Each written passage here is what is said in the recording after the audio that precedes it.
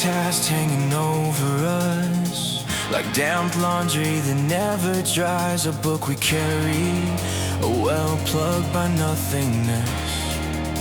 A carcass-filled crate at the well, bubble surface, slow, deliberate, like something testing the air. A long black shape cut through the pool and broke the water's tension.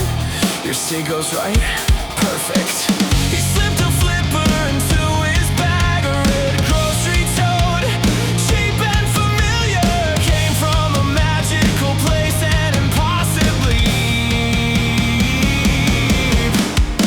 We left the house the way we entered, quiet and careful, like we didn't want the walls remembering us. Our boat descending into fog, water swallowing the sound of oars.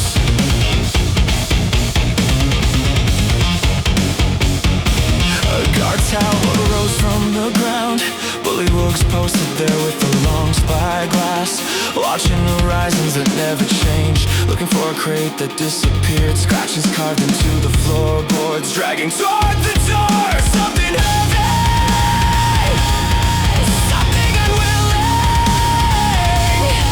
Outside a cauldron waited, insect-shaped perched on hot coals, a wooden ladle dangling from its rail. Bug touched its skin against heat. The cauldron jolted, then began to run. From the coals climbed a small figure made of ember and ash, a cold tender glowing at the seams. So you want to enter the cauldron? We left the house the way we entered, quiet and careful, like we didn't want the walls remembering us. Our boat descending into fog, water swallowing the sound of oars.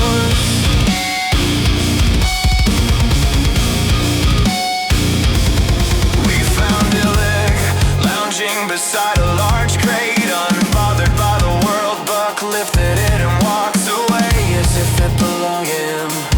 Back at the cauldron, Buck knocked against iron and scurried away. The cold tender rose from the coals and we gave him the dry wood. He glowed brighter, Spittlespew. Buck spoke it into the steam.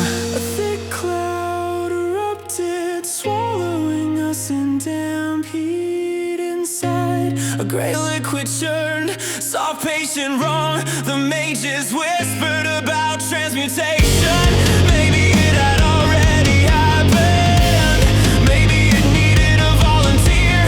Glorfindel stepped forward, took a small sip for a heartbeat, nothing. Then his body folded inward, bones bending like soft branches, skin slick and tightening, his eyes sliding to the sides as if they no longer trusted the front. Where he stood, now a massive toad, watching us with a silence that feels endless.